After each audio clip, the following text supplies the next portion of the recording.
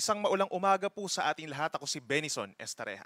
Meron muli tayong update regarding pa rin sa ating monitor na si Severe Tropical Storm Christine with international name na Trami as of 5 in the morning, araw ng Huwebes. Huling namataan ng Severe Tropical Storm Christine sa vicinity ng bayan ng Makunakon sa Isabela ngayong alas 4 po ng madaling araw. Taglay nito ang hangin na 95 kilometers per hour pa rin malapit dun sa kanyang sentro at tumaas yung mga pagbugso hanggang 160 kilometers per hour. Bahagyang bumabagal naman sa ngayon at 15 kph west-northwest at inaasang tatawirin po ang malaking bahagi ng Northern Luzon sa mga susunod na oras. Base po sa ating latest satellite animation, ito na yung peak na magkakaroon tayo ng malalakas na hangin at malakas na ulan na siyang direktang epekto nitong si Bagyong Christine lalo na sa may northern and central Luzon. Habang kitang-kita po dito sa ating animation, itong makapal na kumpul ng ulap sa may bahagi ng Mimaropa and Calabarzon, associated po ito sa trough o yung outer rain bands nitong si Bagyong Christine. At meron din tayong namamataan sa may timog silangang bahagi po ng bagyo, hindi naman nakaka-apekto sa ating bansa. Outer rain bands din po yan. Habang sa malayong parte ng ating kalupaan ay meron pong panibagong low pressure area na nabuo. Dito po sa may silangan ng Mindanao, nasa almost 2,400 kilometers away po. Within the next 24 hours, mataas ang tsansa na ito'y magiging isang tropical depression or mahinang bagyo. But within the next 3 days po, malayo pa rin ito sa ating kalupaan at walang inaasahang direktang epekto sa ating bansa. Pero patuloy yung ating magiging monitoring for this low pressure area dahil posible rin itong pumasok ng ating PAR early next week. Ito po yung latest track ng Pag-asa regarding kay Bagyong Christine.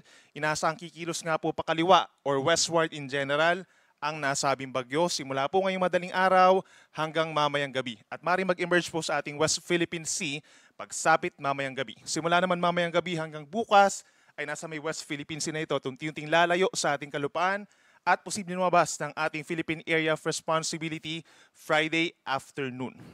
Mananatili pa rin po ito as a severe tropical storm o yung may katamtamang lakas ng hangin in terms of lakas ng isang bagyo. Subalit kung mapapansin po nila, habang lumalayo sa ating kalupaan, pagsapit po ng Sunday or Monday, babagal ang bagyo at maaaring pumihit pagsapit po ng Monday or Tuesday habang nasa may parte po ng timog na bahagi ng China. Kaya patuloy po natin itong monitor dahil posibleng maka-impluwensya pa rin ang nasabing Bagyong Christine sa magiging panahon lalo na sa western seaboards or western coast ng ating bansa.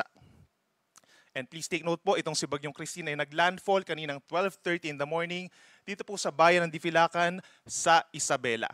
Kitang-kita rin sa ating latest track yung malawak pa rin po na coverage o yung malalakas na hangin na dala nitong si Bagyong Christine. Ang radius po niya around 700 to 750 kilometers mula dun sa kanyang sentro. So yung kanyang kabuong lawak or diameter ay nasa 1,400 to 1,500 kilometers. Sakop pa rin ng malalakas na hangin at ulan ang hilagang bahagi ng Visayas. Sa ngayon, nakataas pa rin po ang tropical cyclone wind signal number 3 dun sa mga posibleng daanan ng sentro nitong si Bagyong Christine. Kabilang na dyan ang southern portion of Cagayan, Isabela, Quirino, Nueva Vizcaya, Kalinga, Mountain Province, and Ifugao. Signal number 3 rin po sa southern portion of Abra, buong Benguet, and the northern and central portions of Aurora. Signal number 3 rin po sa hilagang bahagi ng Nueva Ecija, ganyan din sa northern Tarlac, northern Zambales, buong Pangasinan, signal number 3, buong La Union, at sa central and southern portions of Ilocos Sur. So posibleng makaranas sila ng hanggang 95 kilometers per hour na lakas ng hangin. Signal number 2 naman po sa may Ilocos Norte, rest of Ilocos Sur, and rest of Abra. Ganyan din sa Apayao, natitirang bahagi ng Cagayan kabilang ang Babuyan Islands, rest of Aurora, rest of Nueva Ecija, buong Bulacan, signal number 2, ganyan din ang rest of Tarlac, buong Pampanga, rest of Zambales, Bataan, and Metro Manila, signal number 2 po sa ngayon. Signal number 2 din sa may Cavite, Laguna, Rizal, buong Batangas, at sa hilagang parte at central portion of Quezon, kabilang ang Polillo Islands at maging sa Lubang Islands, signal number 2. Kapag meron tayong signals number 2 or number 3, may kalakasan po yung hangin, posible itong makasira ng mga pananim at maliliit po ng mga puno at posible rin na makasira po ng mga maihinang istruktura, lalo na po yung yari sa pawid or sa kahoy.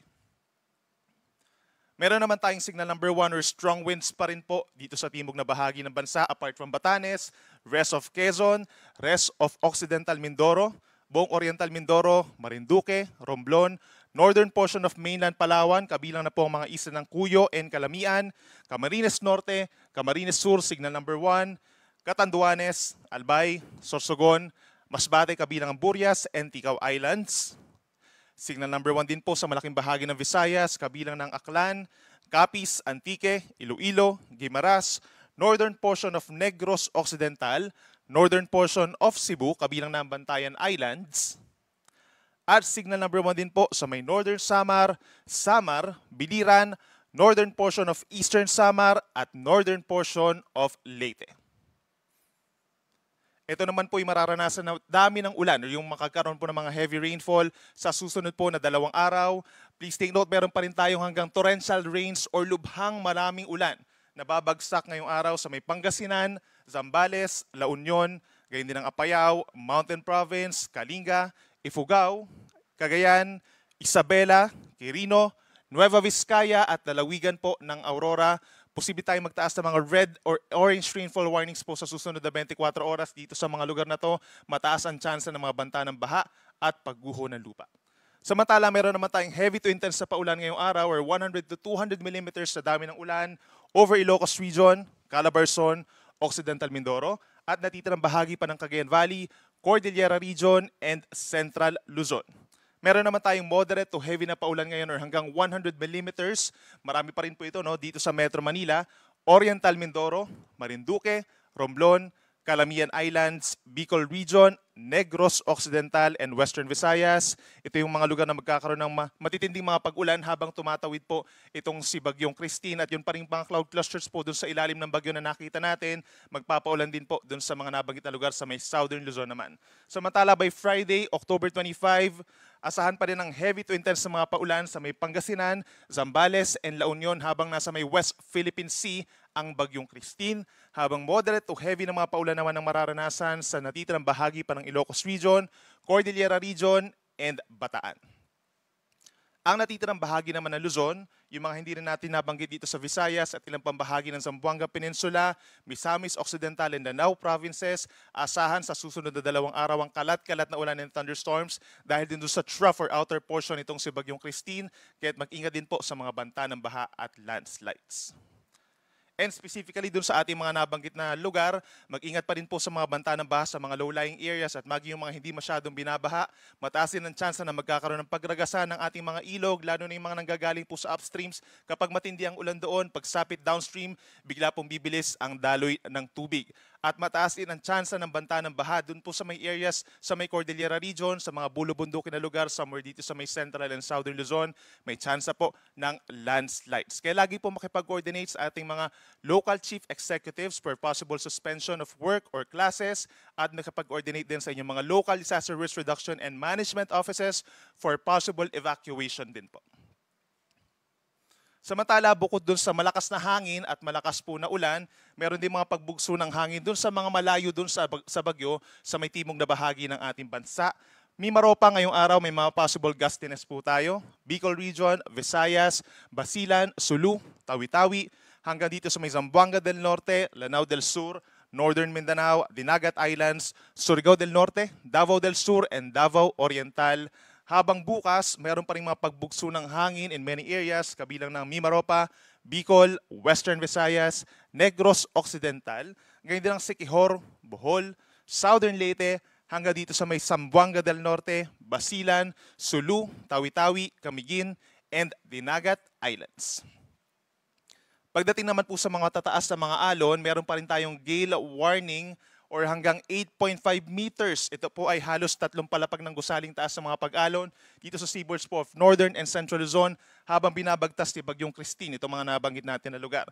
Kabilang na dyan ang baybayin ng Batanes, Cagayan, Isabela, pababa ng Ilocos Norte, Ilocos Sur, La Union, and Pangasinan, hanggang dito sa may Aurora, Zambales, Bataan, and Lubang Island, matataas ang mga pag-alon. Meron din po tayong gale warning sa Quezon. Buong Quezon po yan, kabilang ang Polillo, Camarines Norte, Camarines Sur, Catanduanes, Metro Manila, matataas din ang halon hanggang 6 meters or nasa 2 palapag po yan ng gusali sa mas malayong Pampang. Gayun din sa may Bulacan, Cavite, Batangas, mainland Occidental Mindoro, at sa northern coast po Palawan, kabilang ng mga isla ng Calamian, Cuyo, and Cagayancillo. At meron din po tayong gale warning hanggang 4.5 meters naman po o nasa 1.5 palapag ng gusali in other seaboards of southern Luzon and Visayas. We're talking of Albay, Sorsogon, Oriental Mindoro, Marinduque, Romblon, Masbate, Samar, Northern Samar, Eastern Samar, Biliran, Leyte, dito sa kabilang parte, Negros Oriental, Negros Occidental, Baybayin ng Guimaras, Iloilo, Capiz, Aklan, Antique, hanggang dito po sa may Bohol and Cebu matataas ang mga pag-alon. Yung mga may tropical cyclone wind signals, automatically suspended na po ang sea travels. Pero kapag walang signals at meron tayong gale warning, meron tsansa po na pagbabawalan yung maliliit na sasakyang pandagat at maging yung malalaking sasakyang pandagat kapag nakikita na tataas yung mga pag-alon. Ito po ay mangyayari sa susunod na 24 oras. And speaking of alon, meron din po tayong daluyong ng bagyo or tinatawag natin na storm surge na hanggang 3 metro dun sa mga mismong dadaanan po nitong si Bagyong Christine sa mga baybayin, northern coast of Ilocos Norte, Cagayan, kabilang ng Babuyan Islands, baybayin ng Isabela and Aurora. Habang meron namang 1 hanggang 2 metrong posibleng daluyong or storm surge dito sa western coast of Ilocos Norte, pababa ng Ilocos Sur, La Union, Pangasinan, baybayin ng Zambales, at sa northern coast of Quezon, kabilang na po ang Pulilio Islands. At yan pa rin ang latest mula dito sa Weather Forecasting Center ng Pag-asa. Every 3 hours, meron po tayong updates regarding doon sa ating bulletin, regarding kay Bagyong Christine, plus meron din tayong heavy rainfall warnings na ini-issue every 3 hours. At yung ating next na live update ay mamayang alas 11 ng umaga. Ako muli si Benison Estareja, mag-ingat po tayo.